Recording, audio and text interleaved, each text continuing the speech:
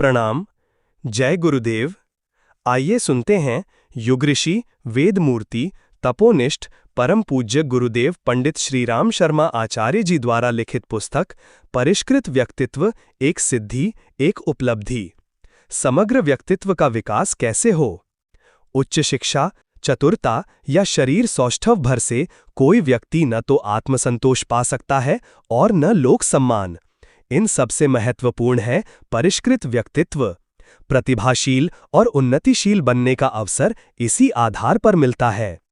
समग्र व्यक्तित्व के विकास को विज्ञान की भाषा में बॉडी इमेज कहा जाता है। जिनने इस दिशा में अपने को विकसित कर लिया, उनने दूसरों को प्रभावित करने की विशिष्टता को उपलब्ध कर लिया। ऐसे ही व्यक्तित्व प्रामाणिक और क्रियाकुशल माने जाते हैं। उनकी मांग सर्वत्र रहती है। वे न तो हीन समझे जाते हैं और न अपने कामों में असफल रहते हैं। बॉडी इमेज से तात्पर्य सौंदर्य, सज्जा या चतुरता से नहीं, वरन व्यक्तित्व की उस विशिष्टता से है, जिसके आधार पर किसी की वरिष्ठता एवं विशिष्टता को स्वीकार किया जाता है। यह किसी के विश्वस्त, क्रियाकुशल एवं प्रामाणिक होने की स्थिति है। जिसके पास यह संचय है, समझना चाहिए उसके पास बहुत कुछ है। जो इस क्षेत्र में पिछड़ गया, समझना चाहिए उसे तिरस्कार का भाजन बनना पड़ेगा। यह विशिष्टता सज्जनता, विनम्रता एवं आत्मसंयम के आधार पर विकसित होती है। ऐसे व्यक्ति उन दुर्गुणों से बचे रहते हैं जिनके कारण क्रियाकुशल एवं स्वस्थ सौंदर्यवान होते हुए भी ऐसे कुकृत्य करने लगता है जिसे चरित्रहीनता एवं अप्रामाणिकता की संज्ञा दी जा सके। कितने ही चतुर व्यक्ति अपने को हेय स्थिति में फंसा लेते हैं। ऐसे व्यक्ति शारीरिक ही नहीं, मानसिक एवं चारित्रिक रोगों से ग्रसित पाए जाते हैं। जिनने अपने व्यक्तित्व की साधना नहीं की, आदर्श एवं संयम को महत्व नहीं दिया, वे कुकर्मों से धन या दर्प का लाभ भरे ही उठा लें। अन्य क्षेत्रों में उन्हें घाटा, त्रास एवं तिरस्कार ही सहना पड़ता है। प्रत्येक व्यक्ति की अपनी सामाजिक तथा मनोवैज्ञानिक पृष्ठभूमि के आधार पर अपने शरीर के बारे में एक निश्चित धारणा या कल्पना होती है। मानव शरीर के सामाजिक तथा मनोवैज्ञानिक पहलुओं का अध्ययन करने वाले समाज विज्ञानियों तथा मनोवैज्ञानिकों ने प्रत्येक व्यक्ति की अपने स्वयं के बारे में बनी इस निश्चित धारणा या प्रतिबिंब को बॉडी इमेज या बॉडी कॉन्सेप्ट अथवा बॉडी स्कीम जैसे नाम दिए हैं। बॉडी इमेज न केवल व्यक्ति की अपनी पूर्णतया जागृत अवस्था में अपने बारे में बनी धारणा है, बल्कि अचेतन या अर्धचेतन अवस्था में भी व्यक्ति का अपने स्वयं के बारे में दृष्टिकोण, अपनी अनुभूतियां, अनुभव तथा उसकी मनोकल्पनाएं आदि भी इसमें सम्मिलित हैं। व्यक्ति की स्वयं के प्रति बनी इन धारणाओं, अनुभवों का स्पष्ट अथवा सांकेतिक दर्शन इस आधार पर किया जा सकता है कि वह अपने प्रत्येक कार्य व्यवहार की व्यवस्था व समायोजन किस प्रकार करता है। क्योंकि व्यक्ति के प्रत्येक क्रियाकलाप, हाव भाव, कार्य व्यवहार में व्यक्ति की स्वयं की बॉडी इमेज का बहुत गहरा प्रभाव होता है। आप किसी वर्ग के रोगी नर नारियों को इकट्ठा कीजिए। जिन लोगों ने औसत जीवन जिया है, उनके रोग संबंधी जीवन का अध्ययन करें। बहुतों को विभिन्न रोगों के दौर से गुजरना पड़ा है। इस प्रकार की बीमारियां प्रायः उन दिनों हुई हैं जब उन्हें विभिन्न उतार चढ़ाव वाली मनःस्थितियों से गुजरना पड़ा। तभी पेचिस, अल्सर, हाई ब्लड प्रेशर और हार्ट अटैक के दौरे पड़े। अनुसंधान में पाया गया है कि लगभग सभी बीमारियां जब मानसिक दबाव की अधिकता बढ़ती है तभी उग्रतम होती जाती है। साइकोलॉजी टुडे पत्रिका में सितंबर 1984 डॉक्टर स्टाप हेनरी का कहना है कि 1000 पीछे 75% रोगी उक्त कथन की सत्यता प्रतिपादित करते हैं। कुछ लोगों को अन्यों की अपेक्षा मानसिक तनाव आदि अत्यधिक उग्र होते हैं। हमारे शरीर की विभिन्न क्रियाएं जैसे गुर्दे का रक्त में से अशुद्धि का छान लेना, आंतों द्वारा पोषक आहार का सोख लेना आदि अनेकानेक अजूबी क्रियाएं मस्तिष्क एवं स्नायु तंत्र और पिट्यूटरी जैसी हार्मोन ग्रंथियों के उचित स्वरूप में क्रियाशील होने पर निर्भर हैं। अपराधी प्रवृत्ति इन सभी गतिविधियों को अस्त व्यस्त कर देती हैं।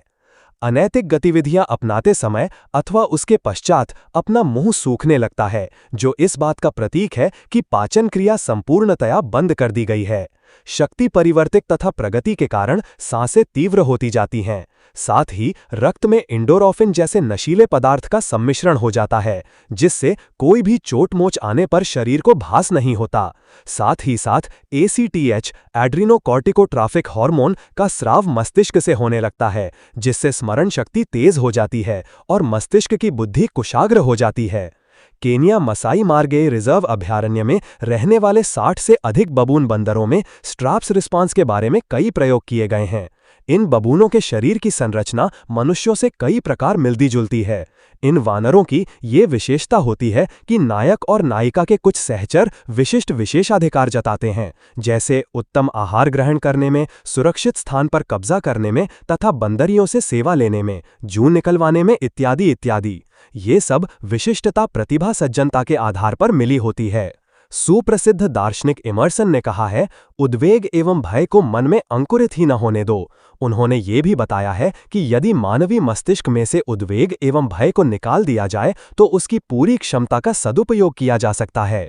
तनाव से मुक्ति पाने के लिए जीवन के प्रति अपना दृष्टिकोण बदलना चाहिए। यदि वस्तुस्थिति का सही ढंग से विश्लेषण कर लिया जाए तो भय से सुगमतापूर्वक छुटकारा पाया जा सकता है। कल्पनाओं के उत्पादन का एकमात्र केंद्र मानवीय मस्तिष्क को ही समझा जा सकता है। कुकल्पनाएं भी यहीं विकसित होती हैं और अपना कुप्रभाव छोड़ती हैं। व्यक्ति इनकी उत्पत्ति को पूरी तरह रोक सकता है। संसार में भय का अस्तित्व तो है, पर इसे जीवन क्रम में अपनाना कोई जरूरी नहीं है। व्यक्ति को इन कुकल्पनाओं को मस्तिष्क में नहीं जमने देना चाहिए। पूर्णतः भौतिकवादी विचारधारा के लोगों को भी इस तथ्य से भली भांति परिचित होना होगा कि फिटेस्ट व्यक्ति, प्रवीणतम, भी भयमुक्त होकर ही अपने जीवन में सफल रहा है। जब व्यक्ति अपनी पूरी सहकारिता का परिचय देने लगे तो शेर जैसे नरभक्षी से भी भयभीत नहीं होता। मामूली सी कायरता आ जाने पर चूहे जैसे नगण्य प्राणी से डरने लगता है। उदाहरण के लिए चिड़ियों को देख सकते हैं। डरपोक चिड़िया किसान द्वारा बनाए गए पुतले बिजूका से डरकर भाग जाती हैं, जबकि साहसी अपना पेट भरकर ही हटती हैं। अनीति युक्त आचरण में ये विशेषता है कि उच्च श्रृंखलता जन्य दर्प प्रकट करते हुए भी उसके अंतराल में भय बना रहता है और वह समस्त व्यक्तित्व को प्रभावित करता है। शरीर में रोग, मन में खेद, दोनों से मिलकर व्यक्ति ऐसा बन जाता है जिससे उसे सही निर्णय करते नहीं बन पड़ता। अभ्यस्त चरित्रहीनता दिन दिन बढ़ती जाती है और फिर वह व्यक्ति समाज में अपना स्थान बनाने तथा प्रगतिशील कदम उठाने की स्थिति में नहीं रहता। व्यक्ति के विकास का उद्गम केंद्र। व्यक्तित्व के विकास के मूल में जिन तथ्यों को समाहित माना जाता है उनमें से एक है शरीर में जीवनी शक्ति का प्रकटीकरण, प्राण ऊर्जा का उभार। व्यक्तित्व का मूल्यांकन सामान्यतया शरीर की सुडौलता, सुंदर चेहरे से किया जाता है, पर यह मान्यता भ्रांति युक्त है। यदि मनुष्य काला व कुरूप भी है किंतु आहार विहार को संतुलित कर आरोग्य रक्षा में निरत रहता है तो ऐसा निरोग मनुष्य भी प्रभावोत्पादक व्यक्तित्व का स्वामी होता देखा जाता है। जबकि चेहरे मोहरे से सुंदर व्यक्ति रोगग्रस्त, उदास, निस्तेज, आलसी होने पर मरा गिरा सा, टूटा हुआ प्रतीत होता है। आशा और उमंग से मन भरा हो, उत्साह और साहस स्वभाव का अंग हो, हंसने मुस्कुराने की आदत हो तो आकृति प्रकृति आकर्षक हो जाती है। ऐसे व्यक्ति की बनावट भले ही कुरूप हो, वह सहज ही सबको अपनी ओर आकर्षित कर लेता है एवं जहां जाता है अपनी उपस्थिति से वातावरण प्रभावशाली बना देता है। अब्राहम लिंकन, सुकरात, महात्मा गांधी आदि का बाह्य स्वरूप सुंदर नहीं कहा जा सकता, किंतु उनके प्रभावशाली व्यक्तित्व को, मनस्विता को, अंग अंग से फूटने वाले तेजस को कोई नकार नहीं सकता। वस्तुतः हमारा चेहरा मनस्थिति का प्रतिबिंब है। आंखों की खिड़की से भीतर की स्थिति झांकती व उस क्षेत्र का भला बुरा विवरण दर्शकों को बिना बोले ही बताती रहती है। प्रकृति ने कुछ ऐसी व्यवस्था की है जिससे व्यक्ति की भावभंगिमा, शिष्टता, कार्य पद्धति को देखते ही यह पता लग सके कि कितने पानी में है। शरीर का बाह्य परिकर प्रभावोत्पादक हो, इसके लिए शरीर और मन को इस प्रकार ढाला जाना चाहिए कि वह सौंदर्य, सज्जा, शिक्षा आदि के अभाव में भी विशिष्टता का परिचय दे सके। शालीनता वह दूसरी शर्त है जो व्यक्ति को वजनदार बनाती है। इस सत् प्रवृत्ति को सज्जनता, शिष्टता, सुसंस्कारिता आदि नामों से पुकारा जाता है। गुण, कर्म, स्वभाव में गहराई तक घुली यह विशिष्टता पास बैठने वाले को थोड़ी ही देर में यह बता देती है कि सामने वाले को बचकानापन किस मात्रा में घर गया और वजनदार व्यक्तियों में पाई जाने वाली विशेषताओं का कितना उद्भव समावेश हो गया। प्रसिद्ध मनोवैज्ञानिक कार्ल गुस्ताव जुंग ने अंतःकरण की ऊर्जा लिबार्डो को अपने शब्दों में प्रतिपादित करते हुए कहा है कि न जाने क्यों यह तथ्य बुद्धिमानों के गले नहीं उतरता कि वे मस्तिष्कीय चमत्कारों की तुलना में कहीं अधिक विभूतियां अपनी अंतःचेतना को विकसित करते हुए हस्तगत कर सकते हैं। स्व को यदि उच्च स्तरीय बनाया जा सके तो फिर पर के प्रति न कोई शिकायत रहेगी और न कोई आशा अपेक्षा ही रखनी होगी। यह कथन व्यक्ति के व्यापक सर्वांगपूर्ण विकास की चर्चा करते समय काफी महत्व रखता है। यहाँ उनका संकेत है कि हमें एक विशेष बात का ध्यान रखना होगा कि आत्मिक क्षेत्र की सबसे बड़ी प्यास घनिष्ठ आत्मीयता की है, जिसे व्यवहार में सद्भाव संपन्न मैत्री कहते हैं। पुरातन भाषा में इसको अमृत कहते थे। मैत्री परिकर भी बढ़ना चाहिए और वातावरण भी बनना चाहिए, किंतु वैसा न हो जैसा कि आजकल मित्र बनकर शत्रुता का आचरण करने की विभीषिका उस पुनीत शब्द को बदनाम कर रही है। इन दिनों वैभव को सर्वोपरि मान्यता मिली हुई है। फलतः संपदा का संचय और प्रदर्शन जनसाधारण की आकांक्षा व तत्परता का केंद्र बन गया है। इसी की ललक लिप्सा में आपाधापी और छीना झपटी की दुष्प्रवृत्तियां पनपी हैं। फलतः विपन्नताएं बढ़ती चली गईं। अगले दिनों यह प्रवाह उलटना होगा तथा लोक चेतना को यह सोचने पर सहमत करना होगा कि वह आदर्शों की ओर चले, उसके लिए अंतःकरण टटोले और अंतः प्रेरणा से ही मार्गदर्शन प्राप्त करे। आरंभिक जीवन की ग्रहण संवेदनशीलता के अतिरिक्त व्यक्तित्व निर्माण में एक बड़ा कारण ये भी होता है कि बालक को माता के शरीर का रस मात्र ही नहीं मिलता, वरन उसकी मानसिक संरचना भी उस नवनिर्मित प्राणी को उपलब्ध होती और ढांचे का अंग बनती है। यहाँ एक बात विशेष रूप से स्मरण रखने योग्य है कि एक के द्वारा दूसरे को प्रभावित करने में भावनात्मक घनिष्ठता सर्वोपरि भूमिका निभाती है। माता की बच्चे के प्रति जो भावनात्मक संवेदना होती है वो आदान प्रदान का समर्थ माध्यम बनती है।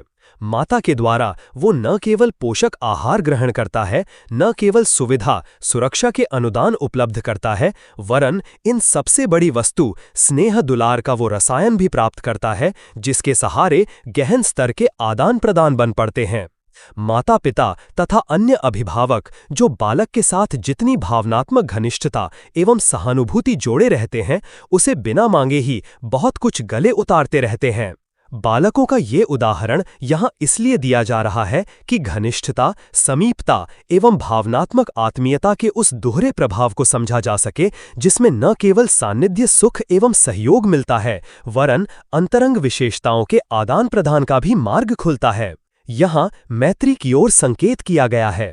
मैत्री किसी भी कारण बनी या बढ़ी क्यों न हो, यदि वो गहराई तक पहुंचती और आत्मीयता तक विकसित हुई तो फिर उसका ऐसा प्रभाव भी होना ही चाहिए कि एक पक्ष दूसरे को प्रभावित कर सके।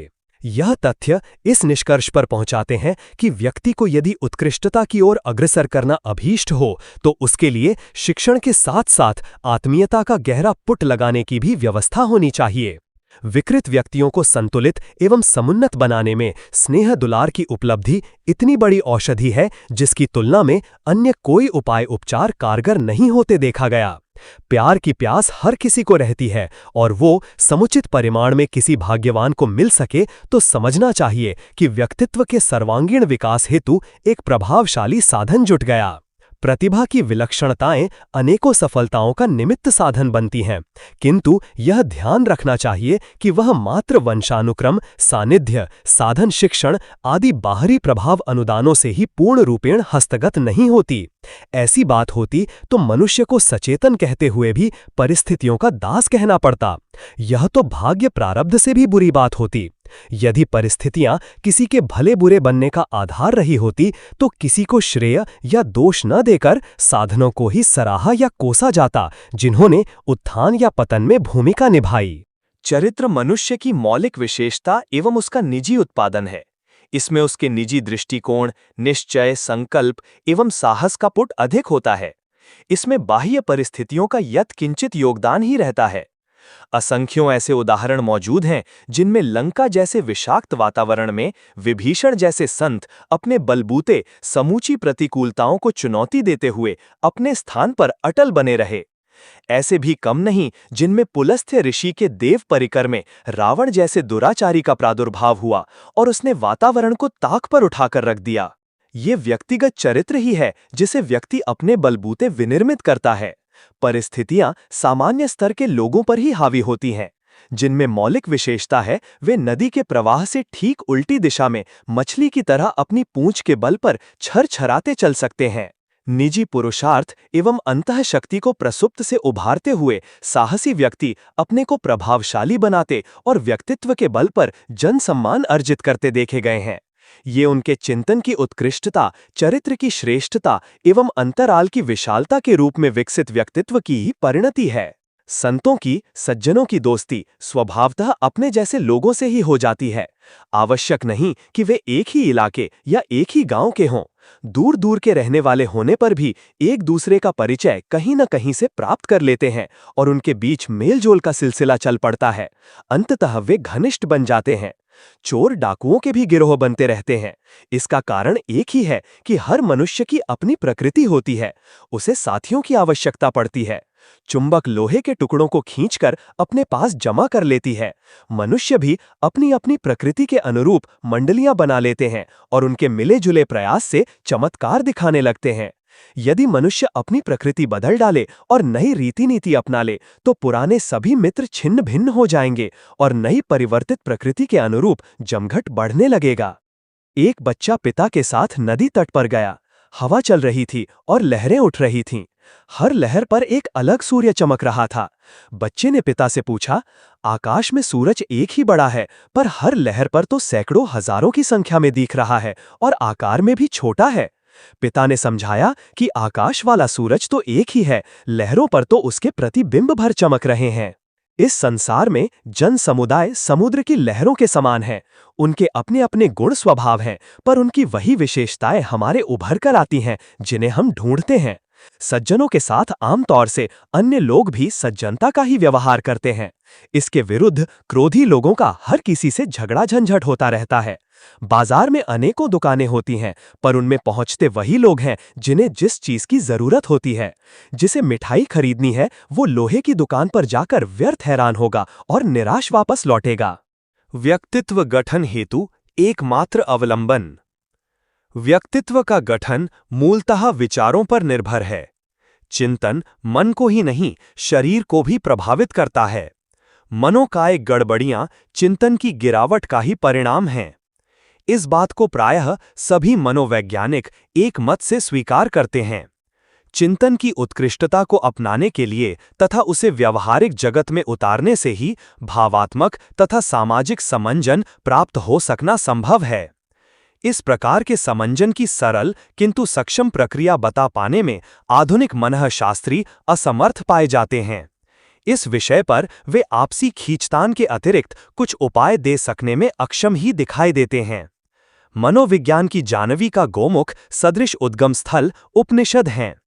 इनमें विशेषतया श्वेतांबर उपनिषद में ऋषियों ने इस प्रकार के भावात्मक एवं सामाजिक समंजन स्थापित करने, राग द्वेष आदि विरोधी भावों से उठने हेतु एक पूर्णतया सक्षम सशक्त प्रक्रिया उद्भूत की है, जिसे उपासना कहते हैं।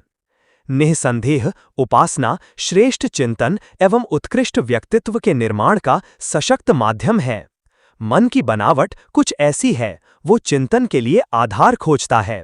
जैसा माध्यम होगा उसी स्तर का चिंतन चल पड़ेगा, तदनुरूप क्रियाकलाप होंगे।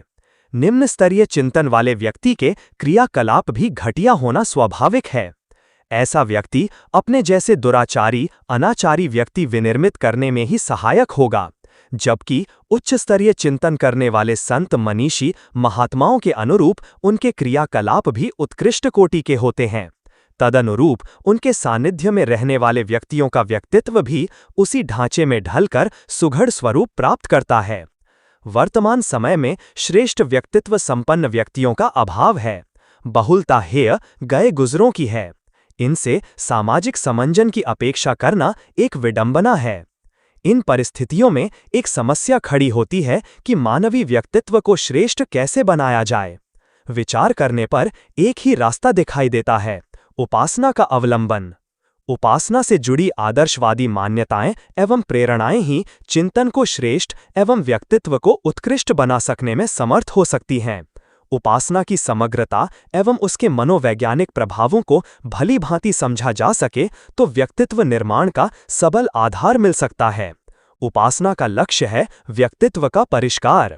इसके निर्धारण से उससे जुड़े आदर्शों एवं उच्च स्तरीय सिद्धांतों द्वारा उपासक को श्रेष्ठ मार्ग पर चलने की प्रेरणा मिलती है। उपास्य में तन्मय होने का अभिप्राय है उच्च स्तरीय आदर्शों एवं सिद्धांतों में लीन हो जाना और उनके अनुरूप आचरण करना। उपासना द्वारा निर्माण की यह मनोवैज्ञानिक प्रक्रिया चलती रहती है। इनमें तन्मयता की पराकाष्ठा उपास्य और उपासक के बीच विभेद को समाप्त कर देती है। द्वैत से उठकर अद्वैत की स्थिति हो जाती है। परमहंस रामकृष्ण का सर्वत्र काली का दर्शन करना, महाप्रभु चैतन्य का कृष्ण से एकाकार हो जाना, स्वामी रामतीर्थ का ब्रह्म भाव में प्रतिष्ठित हो अपने अस्तित्व को भूल जाना उपासना की तन्मयता एवं उसकी प्रतिक्रियाओं का प्रभाव है। यह असामान्य स्थिति न भी हो तो भी उपासक के विचारों का परिशोधन परिष्कृतीकरण होता जाता है। भाव संवेदनाओं में आदर्शवादिता जुड़ने लगती है। उपासना निराकार की करें या साकार की, इष्ट निर्धारण क्या हो यह व्यक्तित्व, अभिरुचि एवं मनस्थिति के ऊपर निर्भर करता है। चिंतन को लक्ष्य की ओर नियोजित किए रखने के लिए साकार अथवा निराकार कोई भी अवलंबन किया जा सकता है। यह आवश्यक और उपयोगी भी। इस प्रक्रिया के साथ जुड़े हुए चिंतन प्रवाह में आदर्शवादिता का जितना अधिक पुट होगा उसी स्तर की सफलता प्राप्त होगी।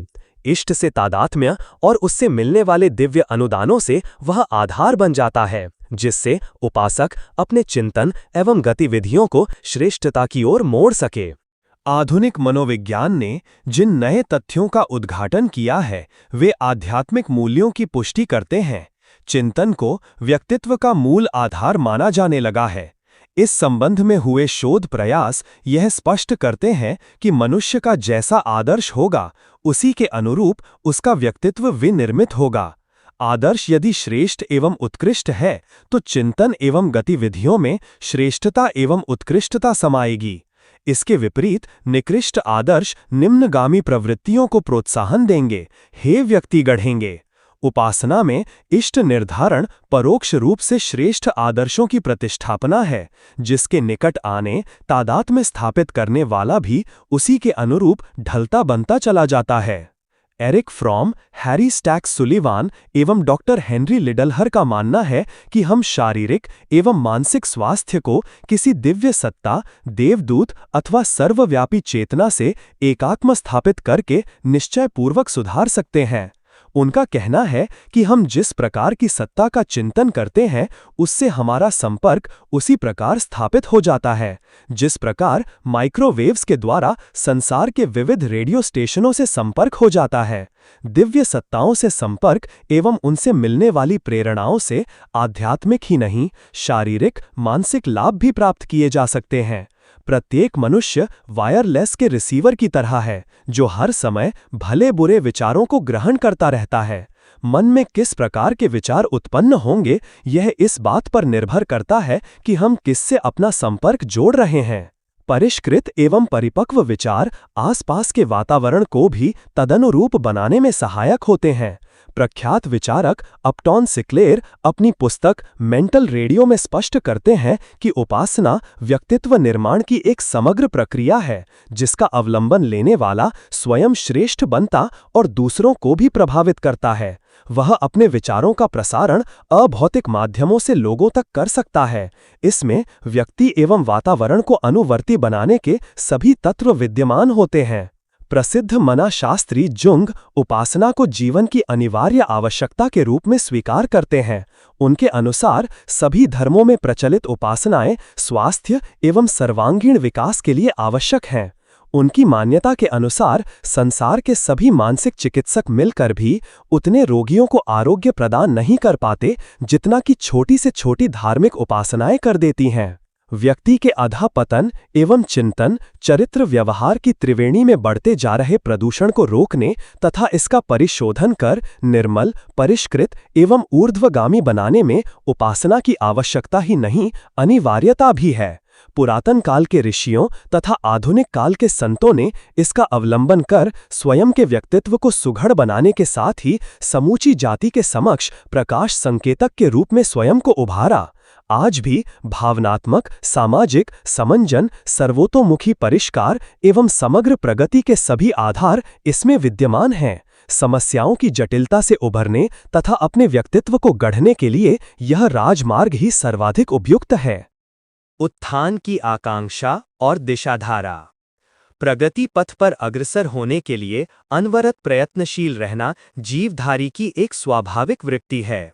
जीवन के आरंभ से अब तक प्रगति का यदि लेखा जोखा लिया जाए तो यही तथ्य अधिकाधिक उजागर होता है। अमीबा जीवन का आदि स्वरूप माना जाता रहा है। एक कोशीय जीवधारी इस प्रकृति के घटक ने क्रमिक विकास करते करते कई इंद्रियां और काया की कई इकाइयां विकसित की हैं। ये सब अनायास ही संभव नहीं हो गया। इसके लिए प्राणियों की इच्छा शक्ति ने, अंतःचेतना एवं स्फुरणा ने असाधारण भूमिका निभाई है। वस्तुतः ये उनका चेतनात्मक पुरुषार्थ है जिससे उनकी जैविक क्षमताओं का विकास हुआ है। प्रकृति ने जीवधारियों के निर्वाह की सुविधा स्वेच्छापूर्वक प्रदान की है। ऐसा न होता तो जीवन के लिए अपना अस्तित्व बनाए रखना, अपनी प्रगति के साधन सामग्री उपलब्ध कर सकना ही संभव न होता। तब उन्नति करने और समर्थ होने की बात ही कैसे बनती। इतने पर भी ये मानकर चलना होगा कि जीवधारी का अपना निजी स्वभाव अग्रगमन के लिए, अभ्युदय के लिए अनवरत पुरुषार्थ करना है। इसी को इच्छा, अभिलाषा और आकांक्षा कहते हैं। इसे अंतःप्रेरणा भी कहा जा सकता है। यही है जीवधारी की वो मौलिक विशेषता जिससे वो प्रगति पथ पर लाखों करोड़ों वर्षों तक चलते चलते इस स्थिति पर पहुंचा है जिसमें जीव जगत के अगणित प्राणियों को पाया जाता है। ये सृष्टि के आरंभ काल की तुलना में असंख्य गुना अधिक परिष्कृत है। आदिम काल की अनगढ़ स्थिति और आज की स्थिति का कोई मुकाबला नहीं। उस समय के और आज के जीवधारियों की चेतना, कुशलता एवं क्षमता में आश्चर्यजनक अंतर पाया जाता है।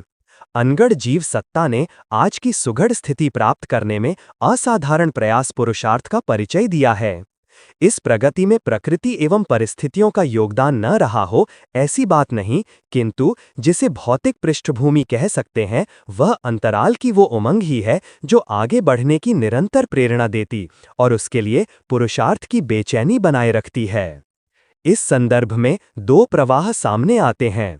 एक, चेतना पक्ष का ऊंचा उठना, दूसरा काय वैभव का आगे बढ़ना। ऊंचा उठने से तात्पर्य है चिंतन और चरित्र में उत्कृष्टता का अभिवर्धन। आगे बढ़ने का अर्थ है समर्थता और संपदा का उपार्जन।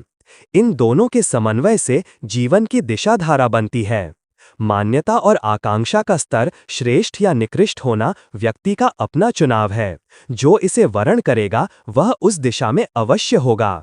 जिनकी गति धीमी होती है उनकी आलसी, प्रमादी आदि नामों से भर्त्सना की जाती है। ऐसे ही लोग पिछड़े वर्ग में गिने जाते हैं और अभाव उपहास के भाजन बनते हैं। जिनकी दिशाधारा सही होती है वे वैभव सम्मान पाते और श्रेय संतोष के अधिकारी बनते हैं। ये समस्त उपलब्धियां उस आकांक्षा तत्व की हैं जो न्यूनाधिक मात्रा में सभी में पाई जाती हैं। प्रगति की आकांक्षा स्वाभाविक भी है और उचित उपयोगी भी। उसमें व्यक्ति का निजी लाभ भी है और समाज का समग्र हित साधन भी। इच्छा के त्याग वाली उक्ति जिन अध्यात्म ग्रंथों में पाई जाती है वहां उनका प्रयोजन प्रतिफल का, आतुरता का परित्याग करने भर से है। शब्दावली में जिन शब्दों का प्रयोग हुआ है उनसे किसी भ्रम में पड़ने की आवश्यकता नहीं है। बुरे कामों के परिणाम तो तत्काल भी मिल जाते हैं, पर भले कामों का उपयुक्त प्रतिफल मिलने में क्षमता और पुरुषार्थ के निर्धारण की एवं साधन की परिस्थिति जन्य अनुकूलता की कमी रहने पर अभीष्ट सत्परिणामों की मात्रा तथा अवधि में व्यतिरेक हो सकता है। ऐसी दशा में कर्ता को जो खीज, निराशा एवं अनास्था उत्पन्न होती है उसी की रोकथाम के लिए यह सिद्धांत प्रस्तुत किया गया है कि सत्कर्म से मिलने वाले संतोष एवं सन्मार्ग पर चलने के गौरव को पर्याप्त प्रतिफल मान लिया जाए और समयानुसार जब भी सत्परिणाम उपलब्ध हो तब उसे अतिरिक्त उपहार भर माना जाए। इस मान्यता को अपनाने से संतुलन बना रहता है और मार्ग से विचलित होने में उद्विग्नताजन्य अवरोध बाधक नहीं बन पाता। सृष्टि के आदि में सृष्टा ने इच्छा की कि मैं एक से अनेक जाऊं और अपने अनेक रूपों के साथ रमण की क्रीड़ा कल्लोल में निरत रहूं। यह इच्छा ही परा और अपरा के रूप में प्रादुर्भूत हुई और सृष्टि क्रम चल पड़ा। प्राणियों में यह इच्छा प्रगति की अभिलाषा के रूप में पाई जाती है और पदार्थों में गतिशील बने रहने का पराक्रम अनुशासन बनकर रहती है। यही सुनियोजित होने पर प्रगति कहलाती है। उद्भव, परिष्कार और परिवर्तन का नियति चक्र इसी धुरी पर घूमता है। ब्रह्मा, विष्णु, रुद्र इसी गोलाकार परिभ्रमण के नाम हैं। ब्रह्मांड के सभी छोटे बड़े क्रियाकलाप इसी दैवी निर्धारण अनुशासन के अंतर्गत चल रहे हैं। प्रगति के लिए प्रेरणा देने वाली आकांक्षा जीव सत्ता के साथ अनादिकाल से जुड़ी हुई है और अनंत काल तक जुड़ी रहेगी। उसे उपयुक्त दिशा देना ही मानवीय बुद्धिमत्ता का चरम कौशल है। इसी को परम पुरुषार्थ कहते हैं। आत्मनिरीक्षण, आत्मनिर्माण, आत्मसुधार, आत्मविकास के नाम से जिस आत्मोत्कर्ष एवं आत्मकल्याण का ऊहापोह होता रहता है, उसमें करने योग्य पराक्रम एक ही है कि आकांक्षाओं को, चेतना को सुसंस्कृत बनाने वाली उत्कृष्टता अपनाने के लिए बाधित किया जाए। इन मान्यताओं को ही श्रद्धा कहते हैं। यह आप्त कथन अक्षरशः सत्य है कि जीवात्मा का रूप श्रद्धामय है। जो जैसी श्रद्धा रखता है वह वैसा ही बन जाता है। प्रकृति प्रदत्त आकांक्षाएं शरीर पर छाई रहती हैं और भूख, प्रजनन, अस्तित्व रक्षा में तृष्णा, वासना, अहंता के विविध रूपों में प्रकट परिलक्षित होती रहती हैं। यह सामान्य प्रवाह की बात हुई, जिसे समस्त जीवधारी अपनाते और सृष्टि का गति चक्र चलाने के लिए विभिन्न प्रकार की चर्चाएं करते हुए जीवन लीला समाप्त करते हैं। इससे आगे का पक्ष वह है जिसे आत्मा या चेतना को उच्च स्तरीय प्रगति की ओर ले चलने वाला निर्धारण कह सकते हैं। इसमें दैवी प्रवाह को अपनाना पड़ता है। आस्थाओं को आस्तिकता के साथ, बुद्धि को आध्यात्मिकता के साथ नियोजित करना पड़ता है। यही अध्यात्म दर्शन एवं साधना का सारभूत सिद्धांत है। आत्मा की चेतना की प्रगति इसी पर निर्भर है। उपरोक्त कथन प्रतिपादन से इस निष्कर्ष पर पहुंचना चाहिए कि जीव सत्ता की मूलभूत प्रवृत्ति आकांक्षा के वर्तमान स्वरूप का पर्यवेक्षण किया जाए और देखा जाए कि वह शरीर को आगे बढ़ने और आत्मा की ऊंचे उठने की प्रवृत्ति को साथ साथ लेकर चल रही है या नहीं। दोनों के बीच असंतुलन तो नहीं बन रहा है। असंतुलन से ही प्रगति, अवनति या दुर्गति होती है। मनुष्य यदि सचमुच कह बुद्धिमान हो तो उसे समग्र प्रगति का दूरदर्शी निर्धारण करना चाहिए। यदि वह इतना कर सके तो समझना चाहिए कि वास्तविक ज्ञान चेतना का वह अधिष्ठाता अधिपति हो गया। उस संपदा का सही उपयोग जिसने भी किया है वह प्रगति के उच्च शिखर पर पहुंचा है और हर दृष्टि से कृतकृत्य बना है। हमें प्रगति और अवनति के अंतर को समझना चाहिए और अपनी वर्तमान परिस्थिति का पर्यवेक्षण करते हुए औचित्य का विवेक सम्मत पर्यवेक्षण करना चाहिए। आत्मोत्कर्ष की परम श्रेयस्कर आकांक्षा को सुनियोजित करने में ही व्यक्ति का अभ्युदय और समाज का कल्याण है। जो इतना समझने, स्वीकारने में समर्थ हो सकेगा, उसका भविष्य सुनिश्चित रूप से उज्जवल बनकर रहेगा। जीवन मुक्ति का वास्तविक आनंद कैसे मिले? आत्मा की आकांक्षाओं, मान्यताओं और भावनाओं को क्रियान्वित करने का भार मन को वहन करना पड़ता है। वही कार्यान्वयन की योजना बनाकर शरीर को देता है। ज्ञानेंद्रियों और कर्मेंद्रियों के सहारे वह उन्हें चरितार्थ करता रहता है। प्रत्यक्ष कृत्य शरीर करता है, इसलिए दोष अथवा श्रेय उसी को मिलता है। पर यह भुला दिया जाता है कि शरीर जड़ पंच तत्वों का बना हुआ है। उसमें न सोचने की क्षमता है और न करने की। रेल, मोटरसाइकिल आदि यंत्र वाहन अपनी मर्जी से भला बुरा कुछ भी करने में असमर्थ हैं। ड्राइवर ही उन्हें जहां तहां घसीटते फिरते हैं। यही विधा जीवन क्रम में चरितार्थ होती है। आत्मा का परिधान अंतःकरण है, उससे चेतना प्रभावित होती है। समर्थ एवं परिष्कृत आत्माएं साधना द्वारा मन, बुद्धि, चित्त, अहंकार को उत्कृष्टता के ढांचे में ढाल लेती हैं। फलतः व्यक्तित्व परिष्कृत स्तर का बनता है और मनुष्य कलेवर में दैवत्व की आभा झलकती है। इसके विपरीत यदि तमोगुणी असुरता अंतराल की गहराई तक चली जाए तो प्रवृत्ति एवं आकांक्षा अनुपयुक्त कामों में रस लेती है और फिर तदनुरूप प्रवृत्तियों का प्रवाह बहने लगता है। आंतरिक दुष्प्रवृत्तियों में वासना, तृष्णा और अहंता का असामान्य उद्दत हो उठना अनेक दोष दुर्गुणों का सृजन करता है। यही प्रमुख मनोविकार हैं। क्रियाओं में यही उभरते दिखते हैं, किंतु वस्तुतः उनका स्वतंत्र अस्तित्व नहीं है। उपरोक्त 3 दुष्प्रवृत्तियों का फलितार्थ ही उसे समझा जाना चाहिए। वासना और तृष्णाजन्य विकृतियों की चर्चा तो प्रायः की जाती है, किंतु मूलतः अहंता पर विचार किया जाना चाहिए। यह अहंकार का दूसरा नाम है। व्यक्ति अपने आप को दूसरों की निगाहों में वरिष्ठ प्रदर्शित करना चाहता है और उसके लिए अनेक तरह के सरंजाम जुटाता है। यों इसका सीधा, सरल और सौम्य मार्ग है कि साधारण लोग गुण, कर्म, स्वभाव की दृष्टि से हेय जीवन जीते हैं, षट रिपुओं के चंगुल में बुरी तरह फंसे होते हैं। फलतः चिंतन और चरित्र की दृष्टि से उनकी स्थिति नर पशु, नर पामर या नर पिशाच जैसी होती है। इन दुष्प्रवृत्तियों के क्षेत्र में कौन अग्रणी रहा, इसी की प्रतिस्पर्धा उनमें चलती रहती है। इसी हेय स्तर की सफलताओं को अपनी चतुरता, कुशलता एवं सफलता के नाम से दिखाते बखानते रहते हैं। औसत आदमी की अहंता इसी रूप में प्रकट होती है। दुष्ट दुराचारी अपने अनीति कृत्यों को गौरव गरिमा में सम्मिलित करते हैं और छल प्रपंच की अनीति और आक्रमण की घटनाओं को अपनी विशिष्टता के रूप में देखते और दिखाते हैं। यदि इस कुपंथ को उलटकर सज्जनोचित शालीनता अपनाई जा सके तो वह वास्तविक प्रशंसा और प्रतिष्ठा का आधार बन जाती है। उतने भर से आत्म प्रतिष्ठा, आत्म गौरव और आत्मोत्कर्ष की स्थिति बन जाती है। लोगों का ये मिथ्या भ्रम है कि ओछे हथकंडे अपनाकर येन केन प्रकारेण अपनी महिमा का विज्ञापन किया जा सकता है। इस आधार पर प्रशंसा करने वाले दूसरे ही क्षण मुंह फेरने और निंदा करने में भी नहीं चूकते। सामने वाले की चापलूसी पर्दा हटते ही यथार्थता बखानने लगती हैं।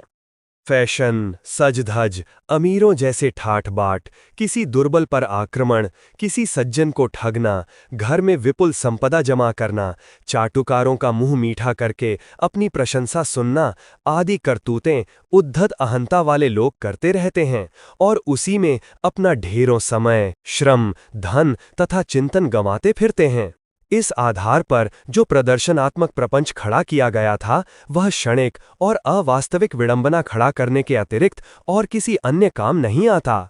श्रृंगारिक वेश विन्यास बनाने वाले, कीमती वस्त्र आभूषणों से लदने और तेल फुलेल से महकने वाले लड़की लड़के सोचते हैं कि वे जिस राह भी निकलेंगे उधर ही दर्शक उनकी कलाकारिता, सुंदरता एवं संपन्नता को सराहेंगे। पर होता उससे ठीक उल्टा है। उनके चरित्र पर उंगली उठती है, दुराचार का आमंत्रण देते फिरने वाला माना जाता है, फिजूल खर्च को अदूरदर्शी एवं बाल बुद्धि बचकाना माना जाता है। श्रृंगारिकता हर किसी पर यही छाप छोड़ती है, भले ही किसी अनुचित लाभ के लिए कोई मुंह सामने कुछ प्रशंसा के शब्द कह दे। सादगी का सघन संबंध उच्च विचारों से है। गांधी, ईसा, बुद्ध जैसों के परिधान सस्ते और स्वल्प थे। ऋषि और महापुरुष भी अपनी सज्जा औसत देशवासियों से अधिक महंगी नहीं होने देते थे। ये शालीनता के परिधान हैं। इस प्रकार के आच्छादन से किसी की प्रतिष्ठा घटती नहीं वरन बढ़ती है। महंगे वस्त्र और महंगे आभूषण पहनने, धारण किए फिरने वालों को स्वांग नाटकों के प्रदर्शनकारी माना जाता है, अथवा ये कहा जाता है कि पैसे को उपयुक्त कार्य में लगाकर सत्प्रवृत्तियों के संवर्धन में लगाने की अपेक्षा मूर्खता द्वारा अपव्यय का कैसा कौतुक किया जा रहा है। अहंता का सबसे घटिया प्रदर्शन साज सज्जा की श्रृंगारिकता के रूप में ही होता देखा जाता है। समाज में फैली हुई बुराइयों में अपनी बुराइयों को बढ़ चढ़कर सिद्ध करने पर उस स्तर के लोग प्रशंसा करेंगे ही।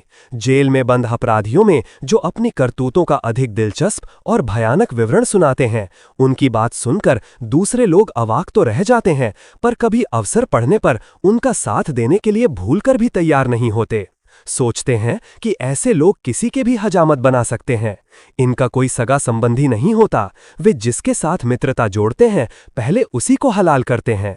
दुष्कर्मों में दिखाई गई धूर्तता या निष्ठुरता किसी के लिए गौरव या प्रतिष्ठा की बात नहीं हो सकती।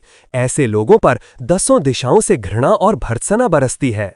रंडी भड़ुए आपस में मीठी बातें करते हैं और आदान प्रदान भी, पर दोनों में से कोई किसी का मित्र नहीं होता। मौका पड़ने पर उन्हें मुंह मोड़ने में ही नहीं, घात मारने में भी देर नहीं लगती। दुर्जनों का संसार भर में न कोई प्रशंसक होता है और न सहयोगी। सज्जनता अपनाने वालों की मुंह आगे प्रशंसा भले ही ना हो, भीतर से हर व्यक्ति उनके लिए श्रद्धा रखता है और सहयोग की भावना भी। ये किसी प्रकार कम महत्व की उपलब्धियां नहीं हैं। महापुरुष सामान्य स्थिति से ऊंचा उठकर महान पद और प्रतिष्ठा प्राप्त करते हैं। इससे सज्जनता के आधार पर उपलब्ध हुआ सम्मान और सहयोग ही प्रधान कारण होता है। अपने मुंह मियाँ मिट्ठू बनने, शेखी बघारने वाले को आत्मश्लाघाग्रस्त मनोरोगी माना जाता है। सज्जनों का सुनिश्चित गुण है नम्रता और विनयशीलता। उनकी सादगी देखते ही बनती है। महामना मदन मोहन मालवीय जी को सरकार ने सर की उपाधि दे रखी थी।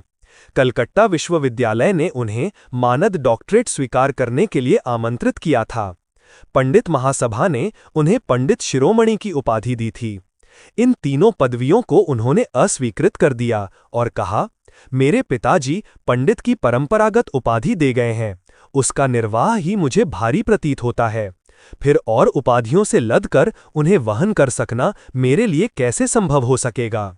यह नम्रता एक उदाहरण है। इस कारण मालवीय जी की गरिमा घटी नहीं वरन बढ़ी है। सूर, तुलसी, मीरा, कबीर जैसे संत अपना परिचय सामान्य लोगों की पंक्ति में खड़े होकर ही देते रहे हैं।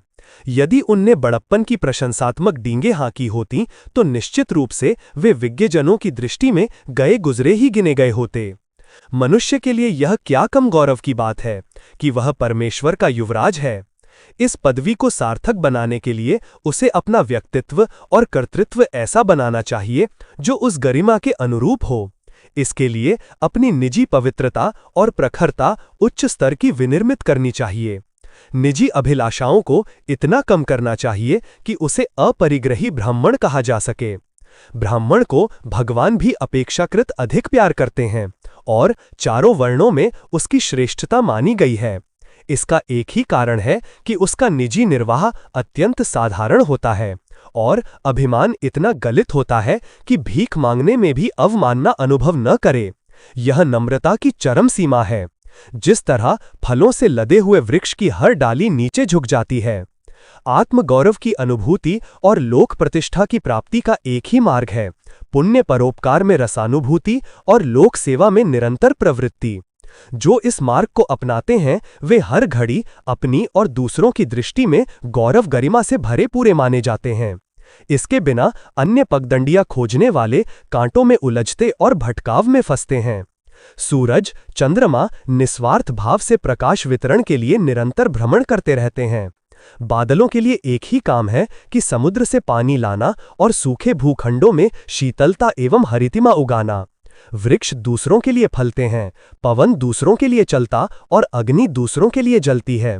यह श्रेष्ठतम कर्तृत्व ही उन्हें भरपूर सम्मान प्रदान करता है। इससे बढ़कर अहंता की पूर्ति और क्या हो सकती है। मनुष्य को भगवान के विश्व उद्यान का माली बनाकर भेजा गया है और दायित्व सौंपा गया है कि वह उसे सुंदर, समुन्नत और सुसंस्कृत बनाने में तत्परता और तन्मयता के साथ लगा रहे। यह लगन जिसकी जितनी बढ़ी चढ़ी होगी उसकी अहंता उतनी ही विगलित होती जाएगी। इस आधार पर भार मुक्त हुई आत्मा इसी शरीर के रहते हुए जीवन मुक्त का आनंद उपलब्ध करेगी। देव मानव बनने का आह्वान। नृतत्ववेत्ताओं ने विविध पर्यवेक्षणों और उपलब्ध प्रमाणों के आधार पर यह निष्कर्ष निकाला है कि आदि मानव वन मानुष स्तर का था। उसमें पशु प्रवृत्तियों का बाहुल्य था। रहन सहन और क्रियाकलाप भी उसी स्तर का था। प्रकृति के अनुदानों पर पशु पक्षियों की तरह अपना जीवन निर्वाह करता था। प्रगति की दिशा में उसके कुछ चरण और आगे बढ़े तो पुरुषार्थ परायण हुआ। कृषि, पशुपालन जैसे उद्योग सीखे, वस्त्र, निवास, अग्नि प्रज्वलन जैसी विधि व्यवस्थाओं से अवगत हो गया, बोलना लिखना सीख गया और अपने अपने समुदायों के प्रथा प्रचलनों का अभ्यस्त हो गया। भौतिक प्रगति इसी दिशा में प्रगतिशील होती चली आई है। विज्ञान, यंत्रीकरण, अर्थशास्त्र, शासन तंत्र की उपलब्धियों के सहारे वो वहां पहुंचा है जहां आज है। उसके सामने सुविधा साधनों का बाहुल्य है। यह दूसरी बात है कि अपने व्यक्तित्व को घटिया बनाए रहकर वो उसका सही समुचित उपयोग न कर सके। मानवीय प्रगति का यही लेखा जोखा है। मनुष्यों में से कुछ उद्दंड, अत्याचारी, छली, आक्रामक, विलासी व अहंकारी बन गए हैं और कुछ को अपनी नासमझी और कुशलता प्रतिभा के अभाव में गई गुजरी स्थिति में रहना पड़ रहा है। मनुष्य को बंदर की औलाद इसलिए कहा जाता है कि उसकी भावना और विचारणा पेट प्रजनन के इर्द गिर्द घूमती है। पेट प्रजनन के लिए वह मरता खपता है। बहुत हुआ तो ठाट बाट बनाना, दर्प जताना और आक्रामक बनकर अपनी विशिष्टता सिद्ध करता है। जो इतना नहीं कर पाते, वे परिस्थितियों की प्रतिकूलता और भाग्य की विपरीतता को कोसते हुए दिन गुजारते हैं। मनुष्यों में से अधिकांश तो इन्हीं आदि मानव, वन मानुष या धूर्त श्रृंगाल प्रकृति के देखे जाते हैं। जनसंख्या की विपुलता ने न तो लोगों को निज की गौरव गरिमा प्रदान की है और न समाज को समुन्नत सुसंस्कृत बनाने में ही योगदान दिया है। चकाचौंध उत्पन्न करने वाली विडंबना तो चारों ओर बिखरी अवश्य दिखाई देती है, पर उसकी परिणति प्रतिक्रियाओं को देखते हुए निराशा ही होती है और असमंजस होता है कि जिसे ईश्वर का युवराज, प्राणी वर्ग में शिरोमणि, देव मानव आदि के नामों से सम्मानित किया गया है, क्या वह यही है जिसे लोभ, मोह, स्वार्थ, वासना, तृष्णा और अहंता के अतिरिक्त कुछ सूझता ही नहीं। प्रकृति परायणता की सीमा इतनी है, जीवधारी अपने लिए ही जीते हैं, अपनी ही आवश्यकता को जुटाते और अपनी ही प्रसन्नता, अनुकूलता संजोने में निरत रहते हैं।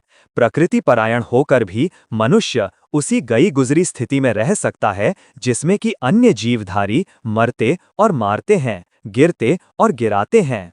मानवी गरिमा का उज्ज्वल स्वरूप विकसित प्रस्फुटित तब होता है जब वह उत्कृष्ट आदर्शवादिता के साथ अपना संबंध जोड़ता है, अपने चिंतन, चरित्र, व्यवहार और प्रयास को अभिनंदनीय, अनुकरणीय बनाता है। इसी ढांचे में उसे ढालने के लिए ऋषियों ने शास्त्रों की रचना की है, अध्यात्म दर्शन का ढांचा खड़ा किया है, योग तप के अनेक विधान बनाए हैं, ईश्वर भक्ति के अनेकानेक उपचार कर्मकांडों का सृजन किया है। इन आत्मोत्कर्ष की अनेकानेक विधि व्यवस्थाओं का मूलभूत उद्देश्य एक ही है कि मनुष्य इसी जीवन में स्वर्ग, मुक्ति और सिद्धि प्राप्त करे। ये तीनों ही किसी अन्य लोक से संबंधित या जादू चमत्कार जैसी नहीं है, वरन उन्हें व्यक्तिगत महानता के रूप में प्रत्यक्ष देखा जा सकता है। दृष्टिकोण का परिष्कार ही स्वर्ग है, दुष्प्रवृत्तियों से छूट निकलना मुक्ति और अभिनंदनीय स्तर पर जीवनचर्या को बनाए रखना सिद्धि। आत्मोत्कर्ष के लिए इतना करना ही पर्याप्त है। इससे कम में उस प्रयोजन की पूर्ति होती नहीं, इससे अधिक और कुछ करने की आवश्यकता नहीं है। ऋषियों, मुनियों, तपस्वियों, योगियों, सिद्ध पुरुषों, महामानवों को इसी आत्मिक प्रगति प्रयास में संलग्न पाया गया है। उनने आकाशवासी देवताओं को प्रसन्न करने के लिए जो कुछ किया, वो वस्तुतः अपने ही भीतर के देवता को जगाने के लिए किया था। मनुष्य को सुनिश्चित रूप से अपने भाग्य का निर्माता कहा गया है। वो इसके लिए प्रबल पुरुषार्थ करता है, अपने आप को अधिकाधिक पवित्र, परिष्कृत, प्रामाणिक एवं प्रतिभावान बनाता है। समझदारी, ईमानदारी, जिम्मेदारी और बहादुरी को अपने स्वभाव में सम्मिलित कर लेता है। अंतःकरण और बाह्याचरण में जब समान रूप से उत्कृष्टता का समावेश हो, तो सामान्य शरीर में रहते हुए भी व्यक्ति देव मानव की गरिमा उपलब्ध कर लेता है। ऐसे लोगों के लिए देव मानव नाम दिया जाना सर्वथा उपयुक्त है। देवता अशरीरी होते हैं, इसलिए उनके साथ प्रत्यक्ष घुलना मिलना नहीं हो सकता, पर देव मानवों को संत, सुधारक और शहीदों के रूप में प्रत्यक्ष भी देखा जा सकता है। ऐसे नर देव पुरुष पुरुषोत्तम होते तो कम ही हैं, पर उनका सर्वथा अभाव किसी भी युग में नहीं होता। सतयुग में ऐसे ही लोगों का बाहुल्य था। भारत भूमि के 33 कोटि निवासी संसार भर में 33 कोटि देवताओं के नाम से प्रख्यात हैं। जिस धरती पर वे जन्मते पलते थे, वह स्वर्गादपि गरीयसी कही जाती थी। उनके अच्छे क्रियाकलापों से वातावरण इतना दिव्य बन जाता था कि उसे सतयुग नाम दिया जाना उपयुक्त ही जंचता था। यह समय लंबी अवधि तक बना रहा। इनके शरीर भी प्रकृति प्रदत्त थे, पर उनके अंतःकरण में दैवत्व कूट कूट कर भरा था। डिब्बी के भीतर जो वस्तु रखी है, उसी के आधार पर उसका मूल्यांकन होता है। जिनकी अंतरात्मा प्रामाणिकता, शालीनता, सेवा और पुरुषार्थ परायणता से सराबोर है, उन्हें देव तुल्य ही नहीं वरन उससे बढ़कर माना जा सकता है। देवता अप्रत्यक्ष होते हैं, मनुहार करने और उपहार देने पर पसीजते हैं। इसके उपरांत ही उनके वरदान अनुदान साधकों पर बरसते हैं।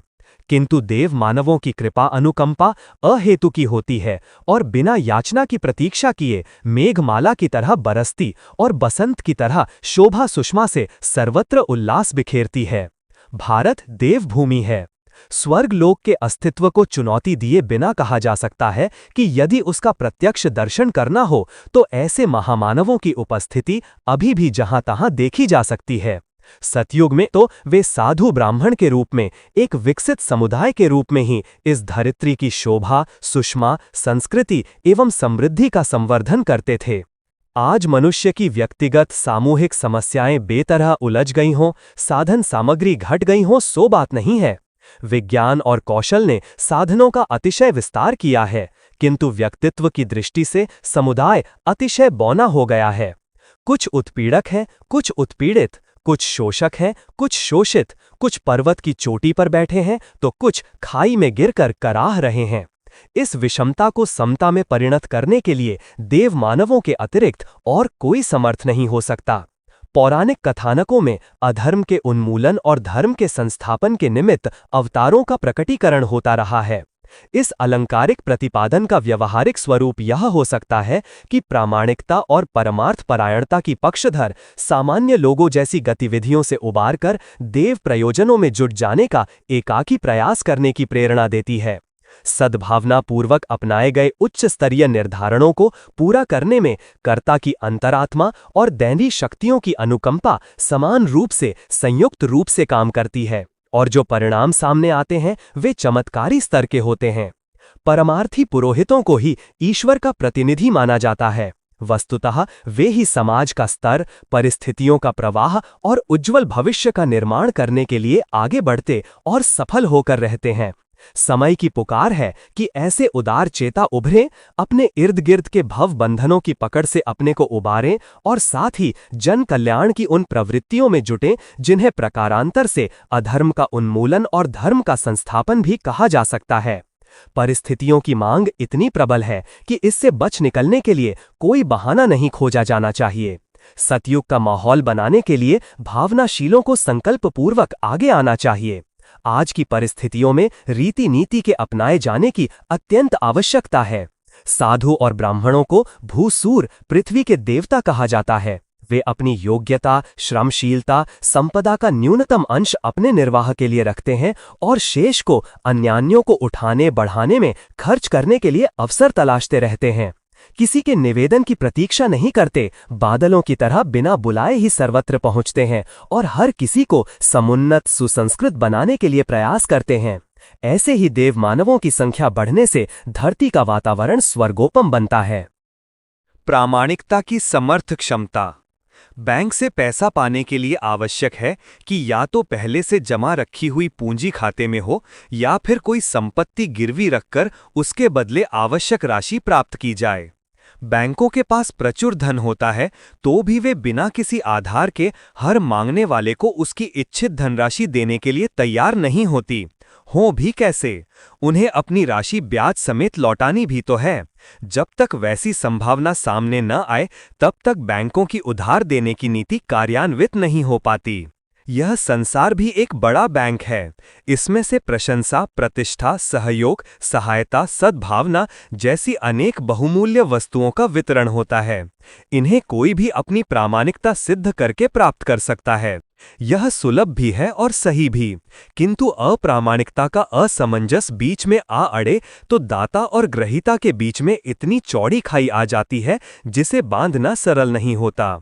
मनुष्य का अद्यावधि इतिहास उस पूंजी का समाज है जो बैंकों के खाते में पहले से ही जमा होती है और उसके बदले में मांगा हुआ धन सरलतापूर्वक दिया जाता है। समाज सेवा के रूप में, चरित्र निष्ठा के रूप में, सज्जनता अवधारण के रूप में जिसने अपना व्यक्तित्व प्रामाणिक बनाया है, उसके लिए यह कठिन नहीं पड़ता कि अवसर आने पर उस हुंडी को न भुना ले, उपयुक्त सहायता और प्रशंसा प्राप्त कर ले। इस दुनिया में सज्जनता भरे व्यवहार की कमी नहीं। उदारता और सहकारिता का व्यवहार सदा से जीवित रहा है और अनंत काल तक जीवित रहेगा। किंतु यह आवश्यक है कि सद्व्यवहार प्राप्त करने का इच्छुक उसके लिए अपनी पात्रता और प्रामाणिकता का प्रमाण प्रस्तुत करे। दया, भिक्षा, उधार के नाम पर अपवाद रूप में ही किसी को कुछ मिल सकता है, और वो भी स्वल्प रूप में ही। दूसरों की सदाशयता की अपेक्षा करना उचित है, किंतु साथ ही इस बात की भी अपेक्षा की जाती है कि जो दिया गया है वापस भी लौटे। मुफ्तखोरी के लिए इस संसार में कोई नैतिक नियमित विधान नहीं। आपत्तिग्रस्त या अपंग असमर्थ ही करुणा के आधार पर उतना प्राप्त कर लेते हैं जितने से कि वे अपना अस्तित्व बनाए रहें। अधिक मूल्यवान प्राप्त करने के लिए तो अनिवार्य है कि उसके प्रतिदान का उपयुक्त प्रयत्न किया जाए। दूसरों से सद्भाव, सहयोग चाहा जाता है, प्रशंसा और प्रतिष्ठा की भी आशा की जाती है। यह उपयुक्त व्यक्तियों को प्रचुर मात्रा में प्राप्त होती है और होती भी रहेगी, किंतु यह सब लूट के माल की तरह बटोरा नहीं जा सकता। छल पूर्वक किसी को चंगुल में फंसाए रखने की बात देर तक नहीं निपटी। वेश्याएं वह सम्मान प्राप्त नहीं कर सकती जो पतिव्रताओं को अनायास ही मिलता है। प्रपंच और पाखंड के बलबूते कुचक्री भी कुछ समय तक पूजा और पैसा झटक लेता है, किंतु यथार्थता प्रकट हुए बिना नहीं रहती। वह आज नहीं तो कल प्रकट होकर ही रहती है। तब पिछले सहकार की तुलना में अनेक गुना तिरस्कार बरसता है। सज्जनता की पाखंड रचना किसी के भी गले नहीं उतरती, उसकी प्रतिक्रिया होती है। यह दुर्गंध की तरह दूर दूर तक फैलती है। दुर्गंध और सुगंध उपजती तो अपने निश्चित स्थान पर ही हैं, पर वे उतने दायरे में सीमित नहीं रहती। सुदूर क्षेत्रों तक अपनी उपस्थिति का आभास कराती है।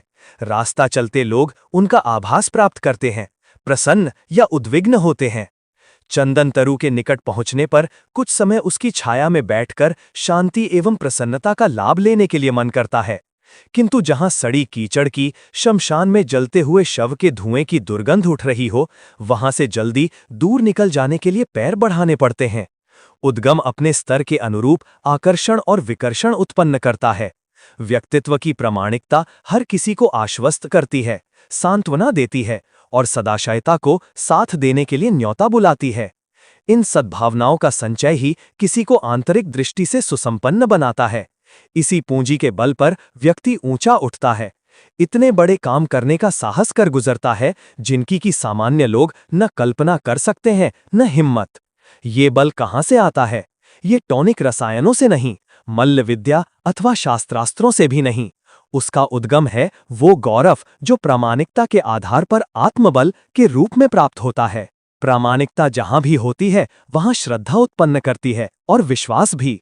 विश्वास पात्र की आज सर्वत्र तलाश है। उसे बड़े से बड़ा काम सौंपा जा सकता है और बड़े से बड़ा अनुदान दिया जा सकता है। गांधी और विनोबा इसके आधुनिक उदाहरण हैं। उनकी विद्या प्रतिभा से लोग प्रभावित ही नहीं हुए, वरन लोक दृष्टि से जब हर कसौटी पर परख लिया कि वे विश्वास पात्र हैं, तो उन्हें भरपूर सहयोग दिया गया। लोगों ने अपने घर उजाड़े और उस पथ पर चले जो कष्ट कठिनाइयों से भरा होने पर भी उच्च आदर्शों के लक्ष्य तक ले जाता था। हर व्यक्ति अपनी सयानी कन्या को सौंपने के लिए ऐसे वर की तलाश करता है जिसके साथ में उसका भविष्य सुरक्षित हो तथा जिसकी चरित्र निष्ठा और सद्भावना पर विश्वास किया जा सके। ऐसा सुयोग मिलने पर ही कन्या सुखी रहती है और अपने भाग्य को सराहती है, भले ही उसके साथ रहकर आर्थिक तंगी ही क्यों न भुगतनी पड़ती हो। इसके विपरीत सुंदर और संपन्न व्यक्ति ऐसे भी हो सकते हैं जो चरित्र भ्रष्ट, असहिष्णु और दुर्व्यसनी हों। ऐसी सुविधा संपन्नता के बीच रहकर भी वधू अपने भाग्य को कोसती ही रहेगी। दुष्चरित्रों को ही भ्रष्ट या दुष्ट कहते हैं। जिनने अपने चरित्र निष्ठा गंवा दी, समझना चाहिए कि वे भरे बाजार में लुट गए, उज्जवल भविष्य की सभी संभावनाएं गंवा चुके। अनाचारी व्यक्ति प्रलोभन देकर चापलूसों की मंडली खड़ी कर सकते हैं, उनसे मिथ्या प्रशंसा सुन सकते हैं और अनाचारी से सहयोग भी ले सकते हैं, किंतु आड़े समय में उनका एक भी मित्र नहीं रहता। एक एक करके सभी छूट जाते हैं, दांव लगता है तो गहरे गर्त में गिराने से भी नहीं चूकते, क्योंकि वास्तविकता उनके ध्यान में बनी रहती है। जिन हथखंडों से काम लिया गया था वे ध्यान में बने रहते और घृणा उत्पन्न करते रहते हैं। ये घृणा प्रतिशोध बनकर तब प्रकट होती है जब धूर्त का समय बदलता है और कोई संकट आ दबोचता है। कौन क्या कहता है इस पर ध्यान नहीं दिया जाता, वरन ये देखा जाता है कि कौन क्या करता है। कर्तव्य ही प्रतिभाशाली कथन है।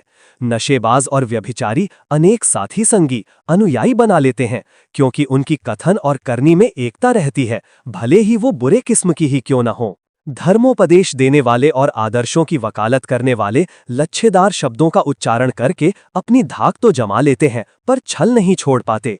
कारण एक ही है कि जो उनके द्वारा कहा जाता है उसे जीवन में उतारते नहीं देखा जाता। उससे पाखंड की गंध स्पष्टतया आती है। सुनने वाले इस कान से जानकारी प्राप्त करते और उस कान से निकालते रहते हैं। शब्दों में शक्ति नहीं होती, वे तो जानकारी देने भर के माध्यम हैं। उन्हें शक्तिशाली बनाने के लिए सर्वप्रथम अपने आचरण में उतारना पड़ता है। खरे व्यक्तित्व की सही कसौटी। व्यक्तित्ववान से तात्पर्य रंग रूप की सुंदरता, कपड़ों की सज धज, घुंघराले केश या साज सज्जा के सामान से नहीं लगाया जाना चाहिए। ये विशेषता तो रंगमंच के नट नटियों में भी हो सकती है, पर इसके कारण उन्हें आकर्षण मात्र समझा जा सकता है। उन्हें व्यक्तित्ववान नहीं कहा जा सकता। ऐसे लोगों के प्रति न किसी की श्रद्धा होती है और न सम्मान। उन्हें कोई उत्तरदायित्वपूर्ण काम भी नहीं सौंपे जा सकते और न उनसे ये आशा की जा सकती है कि वे जीवन में कोई महत्वपूर्ण काम कर सकेंगे। व्यक्तित्व से तात्पर्य शालीनता से है, सद्गुणों से युक्त स्वभाव से, सज्जनता से और मानवीय गरिमा के अनुरूप अपनी वाणी, शैली, दिशाधारा एवं विधि व्यवस्था अपनाने से है। ये सद्गुण स्वभाव के अंग होने चाहिए और व्यवहार में उनका समावेश गहराई तक होना चाहिए। अन्यथा दूसरों को फंसाने वाले ठग भी कुछ समय के लिए अपने को विनीत एवं सभ्य प्रदर्शित करते हैं। कोई जब उनके जाल में फंस जाता है तो अपने असली रूप में प्रकट होते हैं। धोखे में डालकर बुरी तरह ठग लेते हैं, विश्वासघात करके उसकी बुरी तरह जेब काटते हैं। कोई आदमी वस्तुतः कैसा है इसे थोड़ी देर में नहीं समझा जा सकता। उसकी दिनचर्या देखकर, वर्तमान संगति एवं मित्र मंडली पर दृष्टिपात करके समझा जा सकता है कि उसका चरित्र कैसा है। ये चरित्र ही व्यक्तित्व की परख का प्रधान अंग है। इसके अतिरिक्त शिक्षा एवं विचार पद्धति भी देखने योग्य है। कुछ समय के वार्तालाप में मनुष्य की शिक्षा एवं आस्था का पता चल जाता है। चिंतन वाणी में प्रकट होता है। ठग आदर्शवादी वार्तालाप कर सकने में सफल नहीं हो सकते। वे किसी को जाल में फंसाने के लिए ऐसी बातें करते हैं मानो उसके हितैषी हों और उसे अनायास ही कृपापूर्वक कोई बड़ा लाभ कराना चाहते हैं। नीतिवान ऐसी बातें नहीं करते। वे अनायास ही उदारता नहीं दिखाते और न अनुकंपा करते हैं, न ऐसा रास्ता बताते हैं जिसमें नीति गवाकर कमाई करने का दांव बताया जा रहा है। व्यक्तित्ववान स्वयं नीति की रक्षा करते हैं, भले ही इसमें उन्हें घाटा उठाना पड़ता हो। यही नीति उनकी दूसरों के संबंध में होती हैं। जब भी जिसे भी परामर्श देंगे वह ऐसा होगा जिसमें चरित्र पर आंच न आती हो, भले ही सामान्य स्तर का बना रहना पड़े।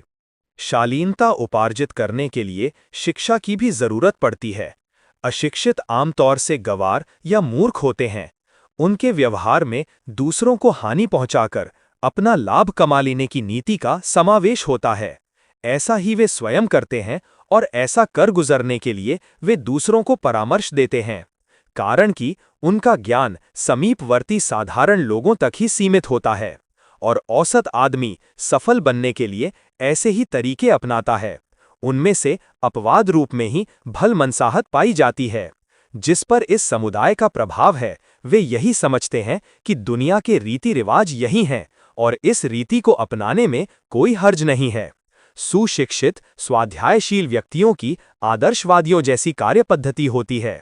इतिहास में ही ऐसे श्रेष्ठ पुरुष खोजे जा सकते हैं। वे कभी कभी और कहीं कहीं ही होते हैं। उन्हें आदरपूर्वक पढ़ने, सुनने और समझने से ही इस निष्कर्ष पर पहुंचा जा सकता है कि इन लोगों ने प्रत्यक्ष घाटा उठाते हुए भी आदर्शों का परिपालन किया है और सर्वसाधारण के सामने अनुकरणीय पथ प्रस्तुत किया है। ऐसे लोग यदि भावनाशील हुए और आदर्शों को अपनाने से किस प्रकार महान बना जा सकता है ये समझ सके तो फिर अपने को उस ढांचे में ढालते हैं और समय समय पर दूसरों को भी वैसी ही सलाह देते हैं। इसी परख पर यह जाना जा सकता है कि ये व्यक्तित्ववान है या नहीं, उसकी शालीनता परिपक्व स्तर की है या नहीं। व्यक्तित्ववान दूसरों का विश्वास अर्जित करते हैं, साथ ही सम्मान एवं सहयोग भी। ऐसे लोगों को बड़े उत्तरदायित्व सौंपे जाते हैं और वे उन्हें उठाने में प्रसन्न भी होते हैं, क्योंकि महत्वपूर्ण कार्यों को संपन्न करने में अनेक लोगों का विश्वास और सहयोग अर्जित करने में ऐसे ही लोग सफल होते हैं। निश्चित है कि महत्वपूर्ण कामों को पूरा करने में सद्गुणी साथी अनिवार्य रूप से आवश्यक होते हैं और वे हर किसी का साथ नहीं देते, कारण कि उन्हें ये देखना पड़ता है कि कहीं ओछे लोगों की मंडली में शामिल होकर हमें भी बदनामी न ओढ़नी पड़े। व्यक्तित्ववानों की परख का एक और तरीका है कि उनने अपने सगे संबंधियों के साथ न्यायोचित व्यवहार का निर्वाह किया या नहीं। जिनके साथ निरंतर रहना पड़ता है, उन्हीं के साथ आदमी की असलियत खुलती है। बाहर के लोगों के साथ तो बनावटी सज्जनता भी दिखाई जा सकती है, पर मुखौटा पहनकर दिनचर्या का निर्वाह नहीं हो सकता। चकमे में डालने की कला कभी कभी ही काम देती है और वो प्रायः अजनबी लोगों पर ही सफल होती है। जिनसे लगातार वास्ता पड़ता है, उनसे किसी के स्वभाव या चरित्र की वस्तुस्थिति छिपी नहीं रहती। व्यक्तित्ववानों को सदा अपनी गरिमा का ध्यान रहता है। स्वाभिमान गंवाने वाले कामों में वे हाथ नहीं डालते। ऐसी दशा में चतुर लोग उनसे उदास रहते हैं और घनिष्ठता स्थापित नहीं करते। किसकी घनिष्ठता किनसे है, ये देखकर सहज ही जाना जा सकता है कि इस व्यक्ति का स्तर क्या होना चाहिए। इसी प्रकार यदि पिछले दिनों के कार्यों पर दृष्टि डाली जाए तो ये देखा जा सकता है कि वे किस स्तर के थे, तो भी समझा जा सकता है कि इनका व्यक्तित्व क्या है। इस स्तर की प्रतिभा अर्जित करने के लिए उच्च स्तरीय स्वाध्याय सत्संग आवश्यक है। जिसे बाहर स्थिति ऐसी मिलेगी, वही चिंतन और मनन भी उच्च स्तर का कर सकेगा। उनके द्वारा अन्यान्यों को भी ऊंचे स्तर का परामर्श एवं सहयोग मिलेगा। इन्हीं कसौटियों पर कसकर ये देखा जा सकता है कि किसका व्यक्तित्व किस स्तर का है। व्यक्तित्व सच्चे अर्थों में मनुष्य की महती और चिरस्थायी संपदा है। इसी के सहारे वह अपना और दूसरों का भला कर सकता है। किन्हों पर उपयोगी प्रभाव डालने में भी ऐसे ही लोग सफल होते हैं। अन्यथा जिनकी कथनी और करनी में अंतर होता है, वे सर्वत्र संदेह की दृष्टि से देखे जाते हैं और पोल खुलने पर उपहासास्पद बनते हैं। ऊंचे उठने, सफल बनने एवं प्रतिष्ठा प्राप्त करने के लिए जिस सौभाग्य को सराहा जाता है, वह वस्तुतः खरा व्यक्तित्व ही है। सोने की जब कसौटी और अंगीठी पर परख हो जाती है, तो उसकी उपयुक्त कीमत मिलती है। यही बात व्यक्तित्व के संबंध में भी है। वह जब खरा होने की स्थिति तक पहुंच जाता है, तो मनुष्य को ऐसा सौभाग्यशाली बनाता है जिसकी चिरकाल तक सराहना होती रहती है। व्यक्तित्व परिष्कार हेतु गहराई तक प्रवेश करना होगा। आहार विहार की उपयुक्तता का स्वास्थ्य पर प्रभाव पड़ने की बात गलत नहीं है, पर विज्ञान के बढ़ते हुए कदम अब ये सिद्ध कर रहे हैं कि न केवल स्वास्थ्य संगठनों का, वरन पीढ़ियों की आकृति प्रकृति का संबंध भी अधिक गहराई तक इस तथ्य से जुड़ा हुआ है। ये गहराई है जीव कोशिकाओं की, जो परंपरागत जीन्स तथा अविज्ञात आधार पर खड़े हुए हार्मोन स्रावों की, जो शरीर की आकृति प्रकृति से बहुत कुछ संबंध रखते हैं। वंशानुक्रम विशेषताओं को चार्ल्स डार्विन के विकासवाद के सिद्धांतों के अनुसार प्रजनन के लिए एक कच्ची सामग्री भर समझा जाता रहा है। ज्यों-ज्यों विज्ञान ने प्रगति की, वैसे ही संतति विकास में वंशानुक्रम की मान्यताएं भी परिवर्तित होती रही हैं। डार्विन के पश्चात ग्रेगर मेंडल ने वंशानुक्रम को भली प्रकार समझा और उन नवीनतम सिद्धांतों को प्रतिपादित किया जिन्हें वंशानुक्रम की कुंजी के नाम से जाना जाने लगा। लेकिन दुर्भाग्यवश ये महत्वपूर्ण कार्य जनसाधारण की दृष्टि में नहीं आया। सन 1900 में उनके प्रतिपादनों को पुनः खोजा गया, जिसे बाकायदा हेरिडिटी नाम दिया गया। शनह शनह खोजों का क्रम जारी रखा गया। मेंडल ने प्रजनन से संबंधित उन सभी नियमों को खोज निकाला जिनमें मानवीय विशेषताएं वंशानुक्रम का निर्धारण करती हैं, लेकिन तत्कालिक विज्ञान समुदाय ने पर्याप्त प्रमाणों के अभाव में इनके विज्ञान सम्मत होने की पुष्टि नहीं की। किंतु उनकी मृत्यु के पश्चात जब इस दिशा में पुनः शोध कार्य आरंभ हुआ, तो वैज्ञानिकों को वही सारे परिणाम प्राप्त हुए जिसके बारे में वर्षों पूर्व मेंडल ये बताया था। इस प्रकार अनुवांशिकी का जनक कहलाने का उन्हें श्रेय प्राप्त हुआ। मगर मेंडल ने पौधों के बाह्य आकार प्रकार को लेकर प्रयोग परीक्षण किए थे, अस्तु उनके परिणाम भी उन्हीं पर आधारित थे। वे इस बात को बताने में सर्वथा असमर्थ रहे कि आखिर इन गुणों को एक पीढ़ी से दूसरी पीढ़ी तक ले जाने के लिए जिम्मेदार कौन है। इस कारक की खोज आगे के वैज्ञानिकों ने की।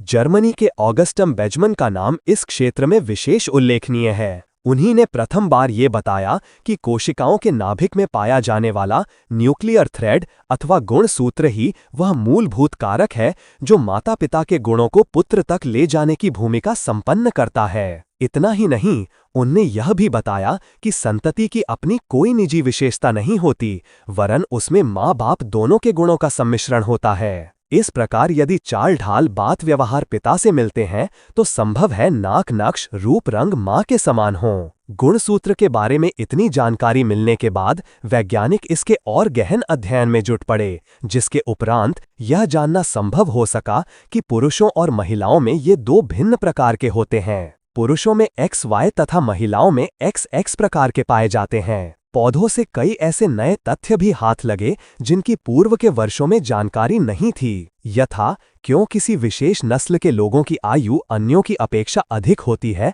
और क्यों कोई अल्पायु होता है। वर्णांधता और अधिरक्तस्राव की व्याधियों से पुरुष वर्ग ही अधिक पीड़ित होते क्यों देखे जाते हैं आदि। अनुसंधान के दौरान इन सभी के मूल में गुणसूत्रों संबंधी संरचना ही मुख्य कारण ज्ञात हुआ। अध्ययनों से यह भी पता चला कि हर प्रजाति में गुणसूत्रों की संख्या निश्चित होती है, पर हर क्षेत्र की भांति यहाँ भी अपवाद देखने को मिला। मनुष्यों में ये प्रायः 46 की संख्या में होते हैं, किंतु कई लोगों और विशेषकर मंगोलियनों में इनकी संख्या 47 पाई गई। इस अतिरिक्त गुणसूत्र का प्रभाव उनकी शारीरिक व मानसिक संरचना में स्पष्ट रूप से उभर कर सामने आता है। ज्ञातव्य है कि मंगोलियनों के चेहरे की बनावट अन्य जातियों से भिन्न प्रकार की होती है। इस विशेष चेहरे के लिए आनुवांशिक शास्त्री उनकी कोशिकाओं में विद्यमान एक अतिरिक्त Y गुणसूत्र को ही जिम्मेदार ठहराते हैं, जबकि उसकी आंतरिक संरचना में इससे आक्रामकता और अवांछनीयता की वृद्धि होती है। इस आधार की पुष्टि तब और सुदृढ़ हो गई जब सन 1960 में इंग्लैंड में एक ऐसे व्यक्ति का सूक्ष्म अध्ययन किया गया जो आक्रामक प्रकृति का था। परीक्षणों से ज्ञात हुआ कि उसके व्यक्तित्व की 11 प्रकार की त्रुटियों के लिए मात्र उसका एक अतिरिक्त गुणसूत्र ही उत्तरदायी है। पर गुणसूत्रों की संख्या में वृद्धि सर्वथा अवांछनीय ही नहीं होती, कभी-कभी उससे अच्छे गुण भी विकसित हो जाते हैं। कोल्चिसिन औषधि को क्रोकस नामक पौधे से निकालते समय गुणसूत्रों की संख्या में मूल पौधे से कई गुनी अधिक वृद्धि हो जाती है, किंतु इस प्रक्रिया से इस पौधे में कोई अन्यथा परिवर्तन नहीं होता, वरन उसकी नस्ल में और अधिक सुधार हो जाता है। परीक्षणों के दौरान इससे पौधे की प्रजनन क्षमता व उत्पादकता और अधिक सबल समर्थ होते देखी गईं, कारण कि इसमें एक से दूसरे पौधे में गुणसूत्रों के हस्तांतरण की प्रक्रिया में उपयोगी जीन पहुंचाए जाते हैं, जो नस्ल उन्नत बनाने में महत्वपूर्ण सिद्ध होते हैं। अब इसी प्रक्रिया से अन्य पौधों की भी उन्नत किस्में विकसित की जा रही हैं, मगर इस प्रक्रिया द्वारा नस्लों में सुधार विकास सिर्फ वृक्ष वनस्पतियों एवं छोटे आकार के जंतुओं में ही उचित होगा।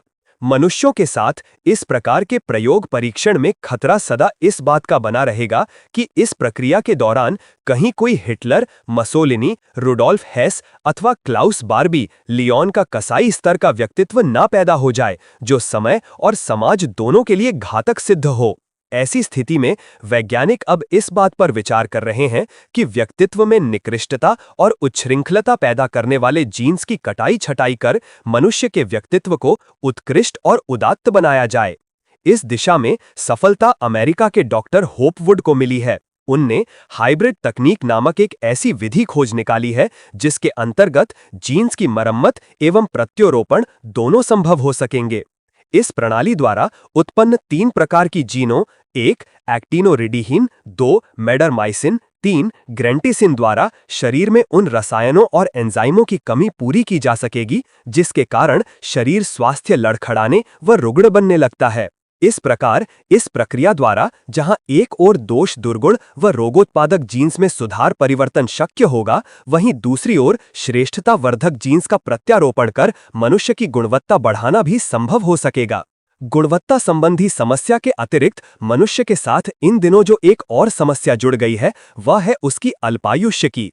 आजकल व्यक्ति की औसत आयु 50-55 के बीच रह गई है। अतः स्वस्थता, गुणवत्ता के साथ साथ आयुष्य वृद्धि में भी जीन द्वारा क्रांति लाने का विचार कर रहे हैं। इस संदर्भ में विश्व की अनेक प्रयोगशालाओं ने कार्य करना भी प्रारंभ कर दिया है। न्यूयॉर्क के नेशनल इंस्टीट्यूट ऑफ एजिंग के प्रख्यात जैव रसायनज्ञ रिचर्ड कटलर व मूर्धन्य अनुवांशिक शास्त्री मंक रेस एक ऐसे रसायन की खोज में जुटे हैं जो आयु के जिम्मेदार जीन को उद्दीप्त कर सके। वस्तुतः प्रत्येक शरीर कोशिका में 6 जीन्स का सुपर जीन समूह होता है। जब इस पर किसी स्वतंत्र मूलक का आक्रमण होता है तो प्रतिक्रिया स्वरूप ये SOD नामक आयुवर्धक आयोडीन स्रावित करने लगते हैं। रिचर्ड कटलर का कहना है कि किसी प्रकार यदि इस जीन समूह को धोखा देकर उनमें यह भ्रम पैदा किया जाए कि उसकी कोशिकाओं के चारों ओर बहुत सारे स्वतंत्र मूलक हैं, तो भ्रांति में पड़कर जीन्स SOD एंजाइम स्रावित करने लगेंगे और इस प्रकार कोशिका और जीवन की अवधि में महत्वपूर्ण बढ़ोतरी संभव हो सकेगी। University of Nebraska medical centre Omaha के डेनहम हार्मन ने भी इस परिकल्पना का समर्थन करते हुए यह मत व्यक्त किया है कि यह संभव है यदि ऐसी कोई विधि निकट भविष्य में खोज ली गई तो इससे जीवन अवधि 5 से 15 वर्ष तक बढ़ाई जा सकती है। व्यक्ति मात्र वंश परंपरा से नहीं बनता। वस्तुतः आनुवंशिकी का इतना महत्व नहीं है जितना कि कहा जाता है। उसका प्रभाव आरंभिक भूमिका निर्वाह के काम तो आता है, पर शिशु में वही सब गुण धर्म हो ये आवश्यक नहीं। माता पिता के स्वास्थ्य और मन की थोड़ी छाप शिशु में भी पाई जाती है, किंतु ये सोचना गलत है कि नवजात बालक का समूचा व्यक्तित्व इन डिंब और शुक्र कीटकों की ही समन्वित अनुकृति है। बच्चे के साथ पूर्व जन्म के संचित संस्कार भी रहते हैं। जिन लोगों के बीच में उसे जीवन यापन करना पड़ता है, उसके वातावरण की छाप भी उस पर रहती है। शिक्षा अपना प्रभाव छोड़ती है। इसके अतिरिक्त प्राणी का निज का रुझान, चिंतन, दृष्टिकोण भी अपनी प्रतिक्रिया सम्मिलित करता है। भौतिक क्षेत्र की इतनी विशेषताएं मिलकर वह रसायन विनिर्मित होता है जिससे व्यक्तित्व की समग्र रूपरेखा गढ़ी जाती है। आनुवंशिकी विज्ञान के मूर्धन्य जीन्स की संरचना पर इसलिए बहुत ध्यान दे रहे हैं कि उनकी भीतरी हलचलों और व्यवस्थाओं की जानकारी प्राप्त करने के उपरांत इच्छित स्तर के बच्चे जन्माएं और श्रेष्ठ कोटि के मनुष्य बनाए जा सकें। इस प्रयोजन के लिए वे प्रौढ़ परिपक्व नर नारियों को ही प्रजनन में प्रवेश करने की छूट देते हैं और कहते हैं कि जिन युग्मों में अभीष्ट परिपक्वता न हो उन्हें गर्भ धारण करने कराने का दायित्व वहन नहीं करना चाहिए। साधारण मनोविनोदी दाम्पत्य जीवन का आनंद है। यह मान्यता रखते हुए मैत्री भर निभानी चाहिए। मानवीय संरचना के अंग बनने वाले ऐसे नागरिक उत्पन्न नहीं करना चाहिए जो अपने लिए तथा अन्यान्यों के लिए संकट उत्पन्न करें। किंतु यह प्रतिपादन भी अधूरा एकांगी ही है। नर नारी के स्थूल घटक ही पूरी तरह शिशु के शरीर एवं स्वभाव का निर्माण नहीं करते। यदि ऐसा होता तो सुयोग्य संतानों का कार्य मात्र कुछ बलिष्ठ स्त्री पुरुषों के लिए रह जाता। समग्रता के लिए बलिष्ठता के साथ साथ बुद्धि वैभव भी होना चाहिए। उनके गुण, कर्म, स्वभाव भी उच्च स्तरीय होने चाहिए, जबकि ऐसा कभी सुनिश्चित नहीं होता। शरीर के रसायन काय कलेवर पर ही अपनी छाप छोड़ सकते हैं, किंतु उन गुणों को उत्तराधिकार में प्रदान नहीं कर सकते जिनका उन्हें स्वयं अभ्यास नहीं। इस आधार पर तो यह मान्यता बनती है कि अशिक्षित जोड़े से बनी संतानें मूर्ख स्तर की बनी रहेंगी। न उनमें विद्या के प्रति रुचि होगी और न उनका मस्तिष्क बुद्धि की प्रखरता शान दिखा सकने योग्य बन सकेगा। इस प्रतिपादन के समर्थन में असंख्य उदाहरण मौजूद हैं, जिनमें अभिभावकों की तुलना में संतान में भिन्न प्रकार की गुण पाए गए। आवश्यक नहीं कि संगीतकार का बेटा संगीतकार ही हो, साहित्यकार का बेटा साहित्यकार ही हो। इसके अतिरिक्त सामान्य परिवारों में विशिष्ट योग्यताओं वाले वरिष्ठ व्यक्तियों को उत्पन्न ही कैसे किया जाए। इस प्रतिपादन के विपरीत अनेकानेक प्रमाण और उदाहरण विपुल संख्या में देखने को मिलते हैं। अतएव नर नारी की शारीरिक वरिष्ठता, सुंदरता को महत्व देते हुए भी उनके समूचे व्यक्तित्व के परिष्कृत होने की आशा और संभावना इतने छोटे आकार में सीमित नहीं की जा सकती। यदि ऐसा कुछ है भी तो उसे उतने समय तक के लिए ही सीमित समझा जा सकता है जब तक कि बालक पूर्णतया अभिभावकों पर ही निर्भर रहता है और उन्हीं के द्वारा प्रदत्त मार्गदर्शन का अनुसरण करता है। पर यह स्थिति देर तक नहीं रहती।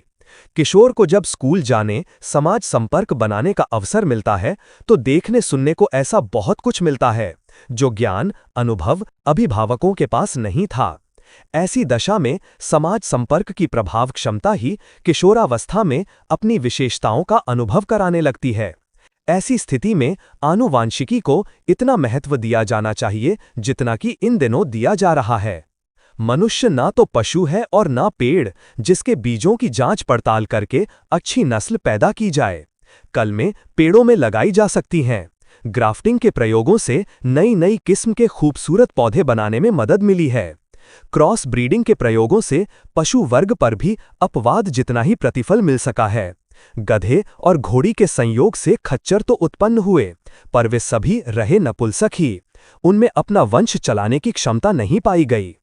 शरीरगत जीन श्रृंखला के आधार पर ही हम नई पीढ़ी का सृजन स्वरूप निर्धारित करेंगे तो वही मनोरथ पूरा ना हो सकेगा जो मनुष्य की मौलिक विशिष्टताओं के सामान्य प्रयासों से कोई बड़ा प्रयोजन परिवर्तन पूरा कर सके। समर्थ भावी पीढ़ियों के निर्माण में अध्यात्म उपचारों का आश्रय लेना होगा और उस क्षेत्र में उच्च स्तरीय भाव चिंतन का समावेश करना होगा। आदर्शों और सिद्धांतों को यदि चेतना की गहरी परतों तक प्रविष्ट कराया जा सके तो उस भावनात्मक विशेषता का समावेश उनमें करके नई पीढ़ियों में अभीष्ट विशेषताएं पैदा की जा सकती हैं। प्राचीन काल में गुरुकुलों में महामानवों की ढलाई होती थी।